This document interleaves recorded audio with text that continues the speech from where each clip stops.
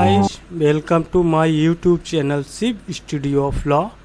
Friends, आज हम IPC भारतीय दंड संहिता 1860 के दो महत्वपूर्ण अपराधों को जानेंगे, बलवा और दंगा, जिनको आमजन सामान्यतः एक ही समझते हैं, परंतु ऐसा नहीं है, दोनों में अंतर है। बलवा में कम से कम 5 व्यक्तियों के द्वारा कोई विधि विरुद्ध जमाव में सम्मिलित होकर सामान्य उद्देश्य को अग्रसर करने में कोई कार्य निजी या सार्वजनिक स्थान पर किया जाता है तो ये कहा जाता है कि वे बलवा करते हैं। और वहीं दंगा में कम से कम 2 या अधिक व्यक्तियों के द्वारा सार्वजनिक स्थान पर लड़कर लोक शांति में विघ्न डाला जाता है तो ये कहा जाता है कि वे दंगा करते हैं। तो हम आपके लिए धाराओं को रीड करते हैं और विस्तार से समझते हैं बलवा और दंगा के बारे में। तो देखते हैं भारतीय दंड संहिता 1860 धारा 146 बलवा, इंग्लिश में राइटिंग कहते हैं, को धारा 146 में परिभाषित किया गया है। देखते हैं धारा 146 के अनुसार, जब कभी विधि विरुद्ध जमाव द्वारा या उसके किसी सदस्य के द्वारा ऐसे जमाव के सामान्य उद्देश्य को अग्रसर करने में बल या हिंसा का प्रयोग किया जाता है, तब ऐसे जमाव का हर सदस्य बलवा करने का दोषी होगा। बलवा के प्रमुख आवश्यक तत्व हैं जो कि बहुत महत्वपूर्ण हैं। पहला है कि विधि विरुद्ध जमाव। विधि विरुद्ध जमाव को धारा 141 में बताया गया है कि जब 5 या 5 से अधिक व्यक्ति किसी सामान्य उद्देश्य को अग्रसर करने में इकट्ठा होते हैं तो वो विधि विरुद्ध जमाव कहा जाता है, या उसके किसी सदस्य के द्वारा।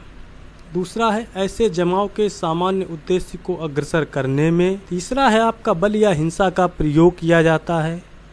बलवा में बल या हिंसा का प्रयोग बहुत आवश्यक है। यही है जो कि बल का प्रयोग ही ऐसा तत्व है जो बलवा के अपराध को विधि विरुद्ध जमाव से अलग कर देता है। बलवा के लिए दंड को धारा 147 एवं 148 में बताया गया है। तो देखते हैं धारा 147 बलवा करने के लिए दंड। धारा 147 के अनुसार जो कोई बलवा करेगा या करने का दोषी होगा, वह दोनों में से किसी भी भांति के कारावास से, जिसकी अवधि 2 वर्ष तक की हो सकेगी, या जुर्माने से, या फिर दोनों से दंडित किया जाएगा। बलवा के लिए दंड धारा 147 में 2 वर्ष तक बताया गया है और वहीं धारा 148 में 3 वर्ष के लिए बताया गया है, जबकि दंगा में सिर्फ 1 माह की अवधि के लिए दंड और 100 रुपये तक का जुर्माना हो सकता है। तो बलवा और दंगा दोनों अलग अलग हैं। तो देखते हैं धारा 148 घातक आयुध से सज्जित होकर बलवा करना। जो कोई घातक आयुध से या ऐसी किसी चीज से जिसके उपयोग किए जाने पर मृत्यु कारित होना संभाव्य हो, सज्जित होते हुए बलवा करने का दोषी होगा। यह दोनों में से किसी भी भांति के कारावास से दंडित किया जा सकेगा, जिसकी अवधि 3 वर्ष तक की हो सकेगी, या जुर्माने से, या फिर दोनों से दंडित किया जाएगा। देखते हैं धारा 159 दंगा के बारे में प्रावधान करती है। दंगा, इंग्लिश में इसको एफ्रे भी कहते हैं। धारा 159 के अनुसार जबकि 2 या 2 से अधिक व्यक्ति लोक स्थान पब्लिक प्लेस में लड़कर लोक शांति पब्लिक पीस में विघ्न डालते हैं, तब ये कहा जाता है कि वे दंगा करते हैं। बलवा लोक स्थान में या प्राइवेट स्थान में किसी भी स्थान पर हो सकता है, परंतु दंगा का अपराध सिर्फ पब्लिक प्लेस पर ही हो सकता है। निजी स्थान में कोई व्यक्ति अगर आपस में लड़ते हैं, माना कि कोई व्यक्ति घर में हैं और आपस में लड़ रहे हैं, तो वो ये नहीं कहा जाएगा कि वे दंगा करते हैं। दंगा का अपराध जब भी घटित होगा जब कोई पब्लिक प्लेस हो, जैसे कोई सिनेमा हॉल हो या रेलवे स्टेशन या बस स्टॉप वगैरह आदि, जो भी कोई सार्वजनिक रास्ते पर कोई व्यक्ति, अगर आप 2 व्यक्ति हैं आपस में या 2 से अधिक व्यक्ति हैं, परंतु 5 से कम होने चाहिए, अगर आपस में लड़ते हैं और जिससे कि लोगों को बाधा अवरोध होता है या लोगों को शांति में विघ्न पड़ता है, आवागमन बाधित हो जाता है, तो ये कहा जाता है कि वे दंगा करते हैं। देखते हैं दंगा के आवश्यक तत्व क्या क्या हैं। पहला है कि दो या अधिक व्यक्तियों के बीच लड़ाई हो, लड़ाई किसी सार्वजनिक स्थान पर हुई हो और उस लड़ाई से लोक शांति में विघ्न पड़ा हो। दंगा के लिए दंड का प्रावधान धारा 160 में किया गया है। देखते हैं धारा 160 को। दंगा करने के लिए दंड।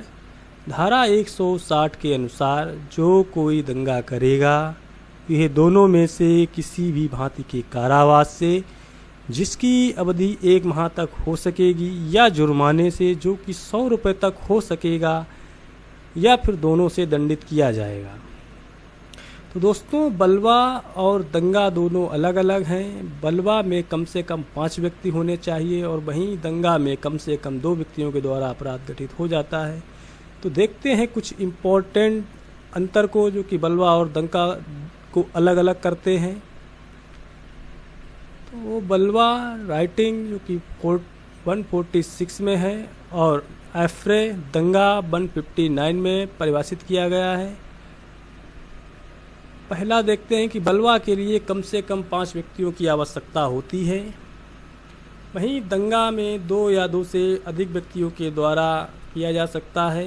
दूसरा है कि बलवा किसी भी स्थान में, अर्थात चाहे सार्वजनिक स्थान हो या निजी स्थान हो सकता है, जो कि धारा 146 में बताया गया है और इसको 148 में दंड के बारे में बताया गया है। दंगा सार्वजनिक स्थान में ही किया जा सकता है, जो कि 159 स्पष्ट करती है।